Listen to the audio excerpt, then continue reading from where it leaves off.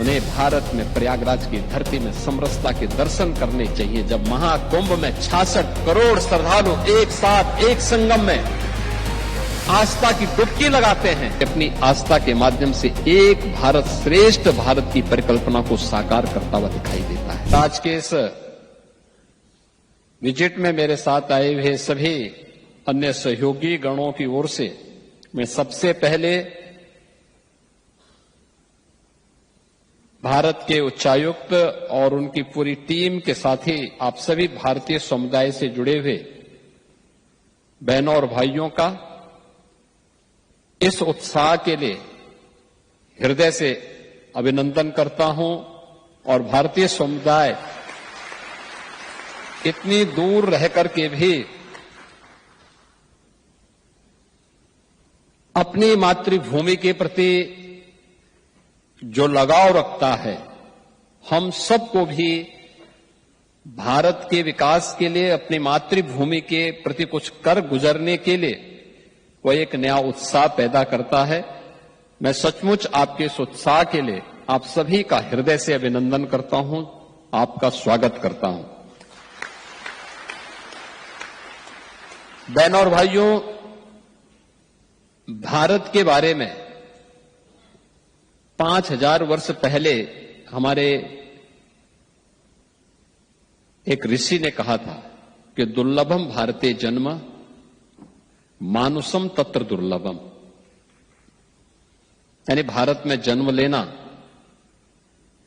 दुर्लभ है और उसमें भी मनुष्य के रूप में जन्म लेना। और आप सबको इस बात पर गौरव की अनुभूति होगी कि आपने या आपके किसी पूर्वज ने भारत की धरती पर जन्म लिया है और वही रूट आज सिंगापुर में आपको भारत की धरती के प्रति आकर्षित करती है। सचमुच ये हर भारतीय के लिए गौरव का विषय होना चाहिए। माता और मातृभूमि का कर्ज व्यक्ति के ऊपर हमेशा बना रहता है और ये हम सब भारतीयों का संस्कार भी है। जिस धरती पर रहेंगे उस धरती के प्रति पूरी कृतज्ञ भाव के साथ अपना दायित्व निर्वहन करते हुए अपने कार्यक्रमों को आगे बढ़ाएंगे। आप याद करिए ना कि भारत और भारत की परंपरा से जुड़ा हुआ जो हमारा सनातन धर्म है, यह अकेला दुनिया के अंदर एक उन भावों के साथ जीने वाला धर्म है जिसने आज से हजारों वर्ष पहले इस बात का उद्घोष किया था कि अयम निज परोवेति गणना लघु चेतसाम उदार चरितानाम तो वसुधैव कुटुंबकम, यानी धरती यानी ग्लोबल विलेज की परिकल्पना ये भले ही आज की होगी, लेकिन पूरी दुनिया एक परिवार है और परिवार के रूप में, जैसे एक परिवार में अलग अलग उम्र के सदस्य होते हैं, अलग अलग समुदाय से आने वाले सदस्य भी होते हैं, अलग अलग इनकम भी उनकी होती है, लेकिन भेदभाव किसी के साथ नहीं होता। सब मिलकर के उस परिवार का संचालन करते हैं और यह भाव भारतीय का रहा है, हर भारतवासी का रहा है। और भारत उसी दिशा से दुनिया के अंदर आज भी दुनिया के प्रति वही भाव रखता है, जिसके बारे में हमारे यशस्वी प्रधानमंत्री जी कहते हैं, सबका साथ सबका विकास। विकास कोई समुदाय तब करता है जब सामूहिकता का भाव होता है। उस धरती के प्रति हमारे मन में एक कृतज्ञता का भाव होता है। हर एक व्यक्ति का कुछ न कुछ योगदान तो होता है और उसी भाव को हम सब मिलकर के कर रहे हैं। आज हम सबको इस बात पर गौरव की अनुभूति होती है कि नया भारत आज दुनिया के अंदर अपनी ताकत दिखा रहा है। नए भारत पर हर भारतवासी को गौरव की अनुभूति होनी चाहिए और वो नया भारत जो बहुत शीघ्र दुनिया की तीसरी बड़ी अर्थव्यवस्था के रूप में अपने आप को स्थापित करेगा। प्रधानमंत्री मोदी जी के विजनरी लीडरशिप में भारत आज दुनिया की तीसरी बड़ी अर्थव्यवस्था के रूप में स्थापित हो रहा है, वर्ल्ड क्लास इंफ्रास्ट्रक्चर के साथ। आज भारत ने प्रत्येक क्षेत्र में एक नई ऊंचाइयां प्राप्त की है। कोई सोच सकता है आज से पहले 11 वर्ष पहले कोई भारत के बारे में सोचता था कि क्या भारत डिजिटल इंडिया की बात करेगा? क्या भारत स्टार्टअप इकोसिस्टम के बारे में कोई चर्चा को आगे बढ़ाएगा? क्या भारत स्टैंड अप कल्चर को आगे बढ़ा पाएगा? लेकिन आज ये भारत के अंदर न केवल है बल्कि भारत ने उसको करके दिखाया भी है। अभी आपने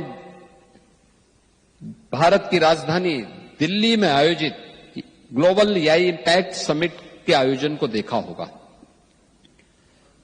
20 से अधिक देशों के राष्ट्राध्यक्ष समिट में भागीदार बने थे।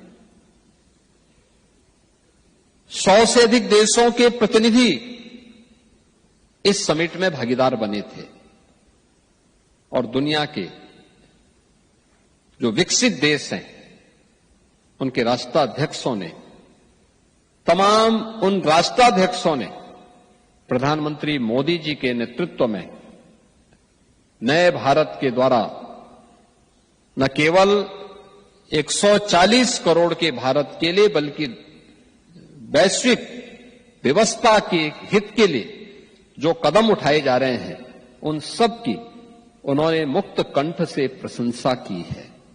सबने भारत की प्रधानमंत्री मोदी जी के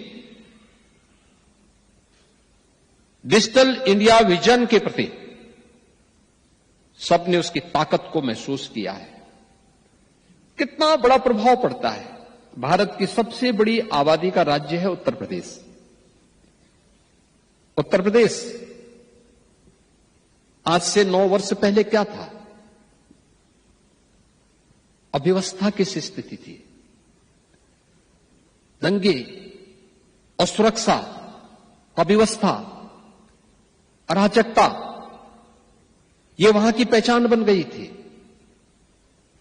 और पिछले 9 वर्ष के अंदर प्रधानमंत्री मोदी जी के विजनरी लीडरशिप में आज आपने देखा होगा उत्तर प्रदेश जो भारत की आत्मा का प्रदेश है, आज वह उत्तर प्रदेश उस विजन को जमीनी धरातल पर उतार रहा है। विरासत और विकास का एक अद्भुत संगम वहां देखने को आपको मिलता होगा।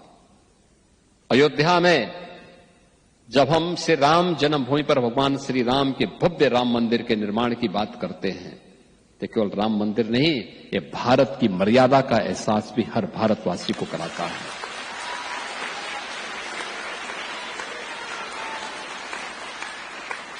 जब हम काशी में काशी विश्वनाथ धाम की बात करते हैं तो काशी विश्वनाथ धाम ये केवल अपनी विरासत को पुनर्स्थापना करने का ही कार्य नहीं बल्कि काशी विश्वनाथ धाम भारत की शाश्वत चेतना का जीवंत उदाहरण प्रस्तुत करता है। जब हम मथुरा वृंदावन की बात करते हैं तो मथुरा वृंदावन कृष्ण की लीला का ही माध्यम नहीं, भारत की भक्ति का प्रतीक भी बनता है। दुनिया के अंदर भक्ति कैसे होती है उसका भाव देखना है तो मथुरा वृंदावन की भूमि उसका प्रतीक बनती हुई दिखाई देती है। और समरसता कैसे होती है, जो लोग भारत पर आरोप लगाते हैं कि भारत में भेदभाव होता है,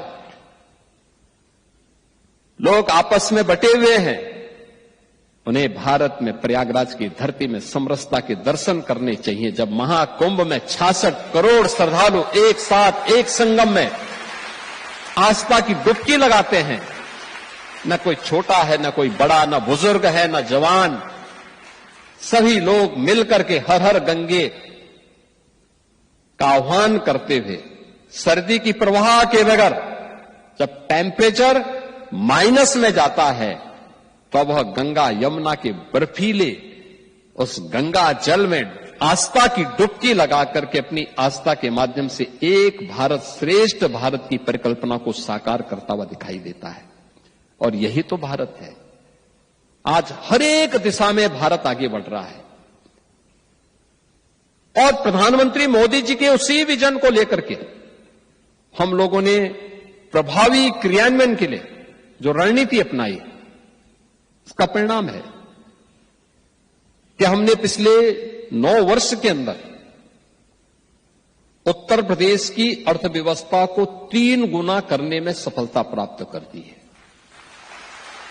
यानी कृतज्ञता का भाव अपनी मातृभूमि और अपनी भूमि के प्रति जब होता है तो सफलता प्राप्त करने में देर नहीं लगती।